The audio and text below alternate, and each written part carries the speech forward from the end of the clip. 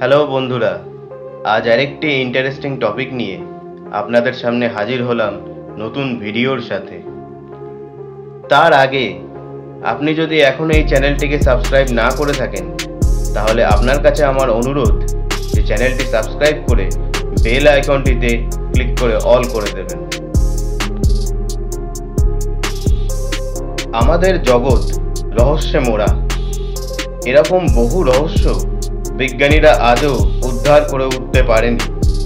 আবার অনেক রহস্যের সম্বন্ধে সরকারের কাছে অনেক তথ্য থাকলেও তা জনগণের কাছ থেকে সম্পূর্ণ গোপন করা হয়। ভাবছেন কেনই বা এমন করবে সরকার? হ্যাঁ, তা হয়। আর এর থেকেই উদ্ভব বিভিন্ন কনস্পিরেসি থিওরি বা ষড়যন্ত্র তত্ত্বের। আপনিও একটি গভীর ষড়যন্ত্রের শিকার। এরকমই একটি তত্ত্ব ব্ল্যাক নাইট স্যাটেলাইট।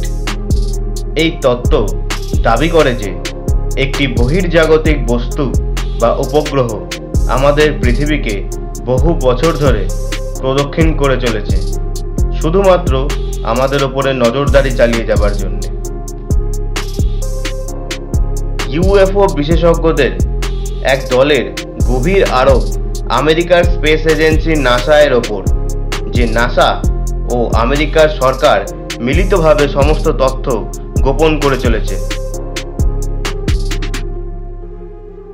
এই ঘটনাটি সর্বপ্রথম প্রকাশ্যে আসে 1899 সালে, যখন বিজ্ঞানী নিকোলা টেসলা তার নিউ ইয়র্কের কলোরাডো স্প্রিংয়ের ল্যাবরেটরিতে ওয়্যারলেস টেকনোলজি নিয়ে গবেষণায় ব্যস্ত ছিলেন।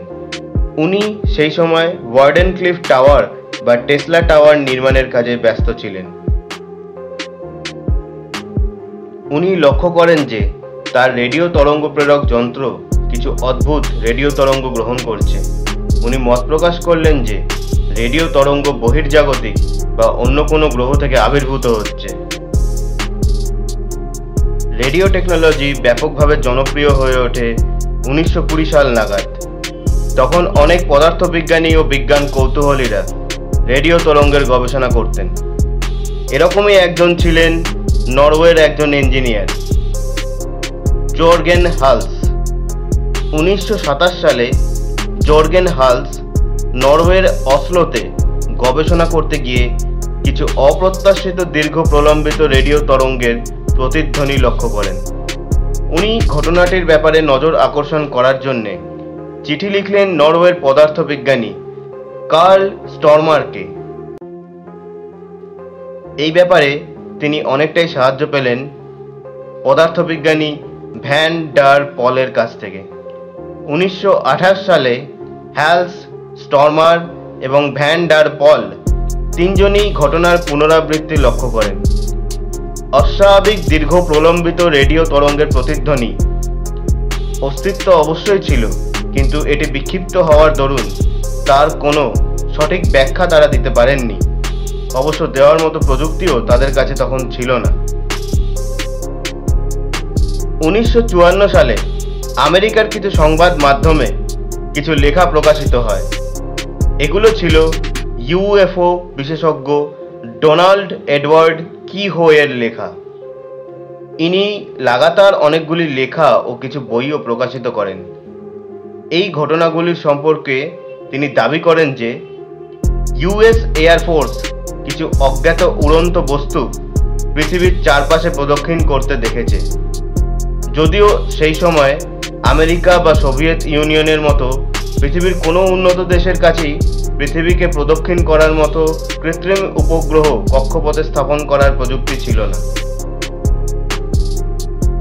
সেই সময় ছিল সোভিয়েত ও আমেরিকার মধ্যে ঠান্ডা লড়াই বা কোল্ড ওয়ারের সময়।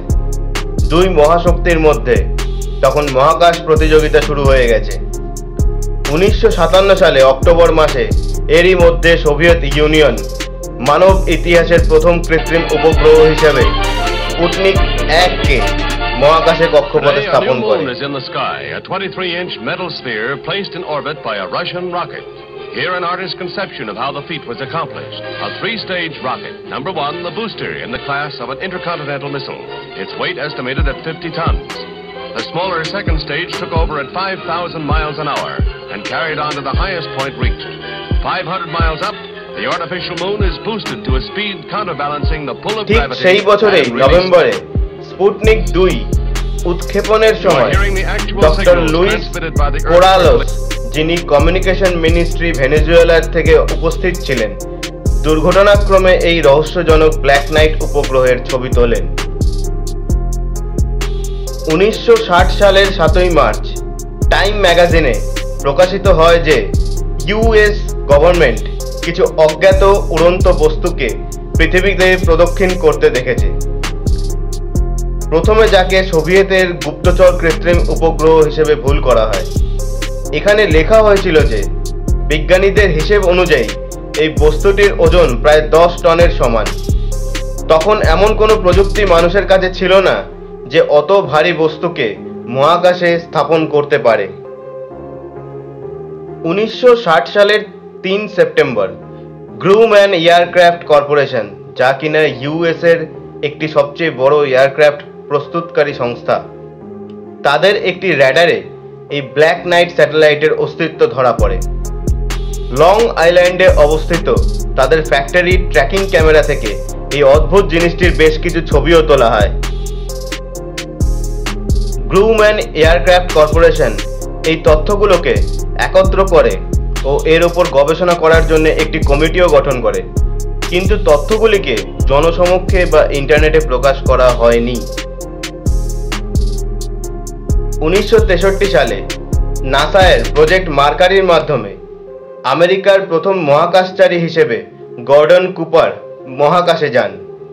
প্রজেক্ট মার্কারিতে যে 7 জন মহাকাশচারী মহাকাশে গিয়েছিলেন তাদের মধ্যে গর্ডন কুপার ছিলেন কনিষ্ঠতম। একটি উজ্জ্বল সবুজ বস্তু তার ক্যাপসুলের দিকে এগিয়ে আসতে তিনিও লক্ষ্য করেছিলেন এবং ঘটনাটি তিনি রিপোর্ট করেছিলেন। 1973 থেকে 1974 এর মধ্যে একদল প্রভাবশালী লেখক ও ইউএফও বিশেষজ্ঞ দাবি করেন যে ব্ল্যাক নাইট স্যাটেলাইট থেকে যে সিগন্যাল পাওয়া যাচ্ছে তা ডিকোড করা সম্ভব হয়েছে এবং এটি 13,000 বছর ধরে পৃথিবীর প্রদক্ষিণ করে আসছে। এদের মধ্যে একজন উল্লেখযোগ্য ছিলেন স্কটিশ লেখক ডানক্যান লুনান। পরে অবশ্য নিজেই তিনি তার দাবিকে অস্বীকার করেন ও মিডিয়াকে জানান যে এই তথ্য ভুল ও তার পদ্ধতি সম্পূর্ণ অবৈজ্ঞানিক। 1998 সালে এক মহাকাশচারী মহাকাশযান এন্ডেভারে আন্তর্জাতিক স্পেস স্টেশনে যাচ্ছিলেন। তখন তিনি এই বস্তুটির ছবি তোলেন। ছবিটি অবশ্য নাসার ওয়েবসাইটে রয়েছে, কিন্তু নাসার থেকে এটিকে শুধুমাত্র একটি মহাকাশযান বা উপগ্রহের ধ্বংসাবশেষ বলে চালিয়ে দেওয়া হয়।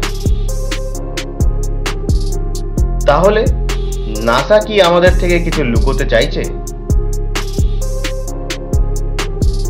আজও কি ব্ল্যাক নাইট পৃথিবীকে প্রদক্ষিণ করছে? 2015 সালের 31 জুলাই আরেকবার এই বস্তুটি দুটি ভিন্ন জায়গায় 2 ব্যক্তির ক্যামেরায় ধরা পড়ে, যখন তারা দুজনেই একই সময়ে চাঁদের ফটোগ্রাফ নিচ্ছিলেন। এই বস্তুটিকে আন্তর্জাতিক স্পেস স্টেশনের পাশ দিয়ে উড়ে যেতে দেখা যায়।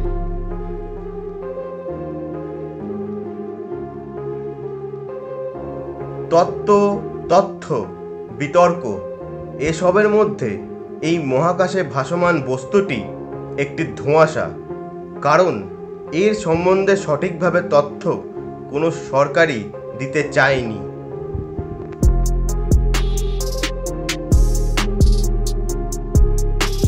ব্ল্যাক নাইট কি তবে এলিয়েনদের পাঠানো কোনো উপগ্রহ? তারা কি সত্যিই আমাদের সাথে যোগাযোগ স্থাপন করতে চায়, নাকি শুধুমাত্র কোনো উপগ্রহ বা মহাকাশযানের ধ্বংসাবশেষ?